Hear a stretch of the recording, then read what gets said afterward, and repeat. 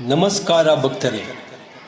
ಇಂದು ನಾವು ಚನ್ನಪಟ್ಟಣದ ಅತ್ಯಂತ ಪವಿತ್ರ ಕ್ಷೇತ್ರವಾದ ಕಾಳಿಕಾ ಕಮಟೇಶ್ವರ ದೇವಾಲಯಕ್ಕೆ ಭೇಟಿ ನೀಡಿದ್ದೇವೆ. ಭಕ್ತರ ಭಾವನೆ ಹಾಗೂ ದೇವಿಯ ದಿವ್ಯ ಕೃಪೆಯಿಂದ ಪ್ರಸಿದ್ಧಿಯಾದ ಈ ಕ್ಷೇತ್ರದಲ್ಲಿ ಪ್ರತಿಯೊಂದು ಹೆಜ್ಜೆಯೂ ಭಕ್ತಿ ಮತ್ತು ಶ್ರದ್ಧೆಯಿಂದ ತುಂಬಿರುತ್ತದೆ. ನೋಡಿ ಸ್ನೇಹಿತರೆ, ದೇವಸ್ಥಾನದ ಬಾಗಿಲಿಗೆ ತಲುಪುತ್ತಿದ್ದಂತೆ ಭಕ್ತಿ ಭಾವದ ಮಂಗಳ ವಾತಾವರಣ ಮನಸ್ಸಿಗೆ ಆನಂದ ನೀಡುತ್ತದೆ. ಗರ್ಭಗುಡಿಯ ದಿವ್ಯ ಕಿರಣ ಮತ್ತು ಹೂವಿನ ಸುಗಂಧವು ಆತ್ಮಕ್ಕೆ ಶಾಂತಿಯನ್ನು, ಹೃದಯಕ್ಕೆ ನೆಮ್ಮದಿಯನ್ನು ನೀಡುತ್ತದೆ. ಕಾಳಿಕಾ ಕಮಟೇಶ್ವರ ದೇವಿ ದಿವ್ಯವಾದ ಅಲಂಕಾರದಲ್ಲಿ ಅರಳಿರುವುದು ಭಕ್ತರ ಹೃದಯಗಳನ್ನು ಆಕರ್ಷಿಸುತ್ತದೆ. ಭಕ್ತರು ಧೂಪ, ದೀಪ, ಹೂವು ಹಾಗೂ ನೈವೇದ್ಯಗಳಿಂದ ಭಕ್ತಿಪೂರ್ವಕವಾಗಿ ಪೂಜೆ ಸಲ್ಲಿಸುತ್ತಾರೆ. ದೇವಿಯ ಶಕ್ತಿಯ ಅನುಭವವನ್ನು ಇಲ್ಲಿ ಪ್ರತಿಯೊಬ್ಬ ಭಕ್ತರು ಪಡೆಯುತ್ತಾರೆ ಎನ್ನುವುದು ಜನರ ನಂಬಿಕೆ. ಈ ದೇವಾಲಯದ ವಿಶೇಷತೆ ಎಂದರೆ ಇಲ್ಲಿ ಭಕ್ತರು ತಮ್ಮ ಮನೋವಾಂಛನೆಯನ್ನು ದೇವಿಗೆ ಸಮರ್ಪಿಸಿದರೆ ಅದು ನೆರವೇರುತ್ತದೆ ಎನ್ನುವುದು ಭಕ್ತರ ದೃಢ ನಂಬಿಕೆ.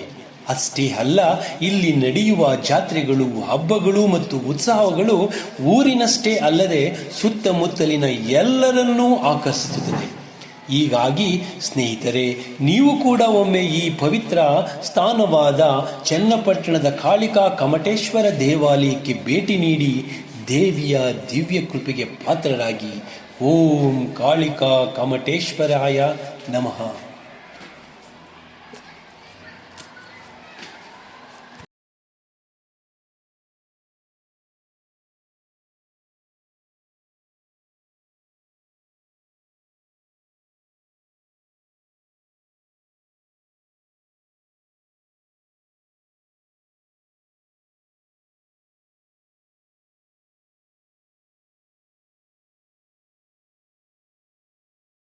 ಅಂತ 950 ವರ್ಷದ ಇತಿಹಾಸ ಇದೆ.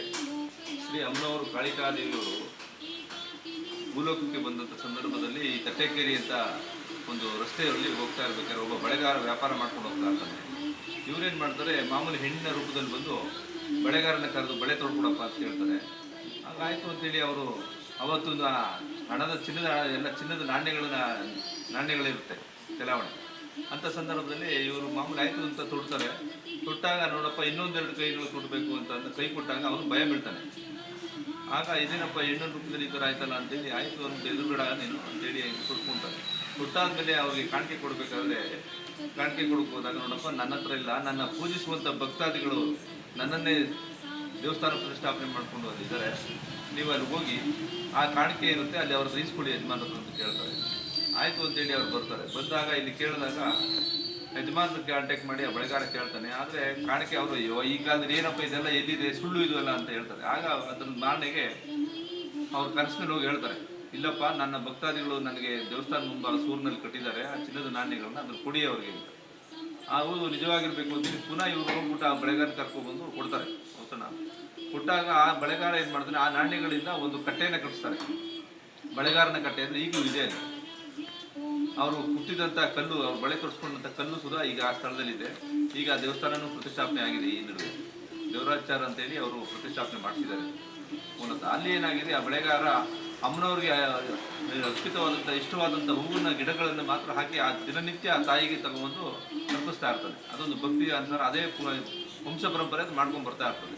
ಅದೇ ರೀತಿಯಾಗಿ ತಂತಿ ಬೀದಿ ಅಂತ ಇರುತ್ತೆ. ಆ ತಂತಿ ಬೀದಿಯಲ್ಲಿ ಮೂಲತಃ ಕಾಳಿಕಾ ದೇವಿಯನ್ನು ಪ್ರತಿಷ್ಠಾಪನೆ ಆಗಿರುತ್ತೆ. ಆಗ ಜಗದೇವನ ಕಾಯದಲ್ಲಿ ಕೋಟೆ ಕಟ್ಟಬೇಕಾಗತ್ತೆ, ಈ ಚನ್ನಪಟ್ಟಣ ಕೋಟೆಗೆ. ಆಗೇನಾಗುತ್ತೆ, ಅವ್ರ ಮಕ್ಕಳು ಇರಲಿಲ್ಲ, ಮಕ್ಕಳಿಗೆ ಕಣ್ಣು ಬರ್ತಿರಲಿಲ್ಲ, ಕುರುಡಾಗಿತ್ತು. ಆಗ ಅವ್ರಿಗೆ ಎಲ್ಲ ದೇವ್ರು ನಾನು ಕೊಟ್ಟಿದ್ದಾನೆ, ಕಣ್ಣುಗಳೇ ಇಲ್ವಲ್ಲ ಅಂತೇಳಿ ಪ್ರಾರ್ಥನೆ ಮಾಡ್ಕೊತಾರೆ. ಆಗ ಶ್ರೀ ಕಾಳಿಕಾದೇವಿ ಅವ್ರು ಹೇಳ್ತಾರೆ, ನೋಡಪ್ಪ ನಾನು ಅಲ್ಲಿ ನೆಲೆಸಿದ್ದೆ, ಅಲ್ಲಿ ಭಾಳ ಸೌಂಡ್ ವ್ಯವಸ್ಥೆ ಸರಿ ಇಲ್ಲ, ಅದಕ್ಕೋಸ್ಕರ ನನಗೆ ಇಲ್ಲಿ ಪ್ರತಿಷ್ಠಾಪನೆ ಮಾಡಿದೆ ಕೋಟೆಯಲ್ಲಿ, ನಾನು ಬಂದು ನೀವು ಒಂದು ಒಳ್ಳೇದಾಗತ್ತೆ ಅಂತ ಹೇಳ್ತಾರೆ.